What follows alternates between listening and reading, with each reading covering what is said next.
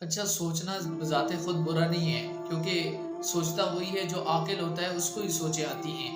لیکن اتنا زیادہ سوچنا ہے کہ اپنے آپ کو ذہنی مریض بنا لینا، یہ بری چیز ہے۔ اور یہ وہ لوگ کرتے ہیں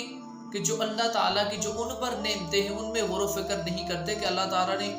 انہیں کتنی نعمتوں سے نوازا ہے۔ وہ لوگوں کے بارے میں زیادہ سوچتے رہتے ہیں کہ فلانے کے پاس اچھا گھر ہے، اس کے پاس اس کا بزنس اچھا چل رہا ہے، اس کے پاس مال ہے، اس کے پاس حسن و جمال ہے، لیکن وہ اپنی چیزوں پر غور نہیں کرتے کہ اللہ نے تم پر کتنی زیادہ نعمتیں کی ہیں۔ اگر وہ اس چیز پر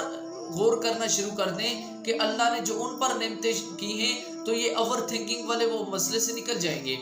آپ نے فرمایا کہ تم میں سے تم دیکھو اس شخص کی طرف جو مرتبہ، مقام میں، عزت میں، رفت میں، کسی بھی چیز میں تم سے نیچے ہے، اور تم نہ دیکھو اس کی طرف جو تم سے اوپر ہے، اور یہی تمہارے لیے زیادہ بہتر ہے کہ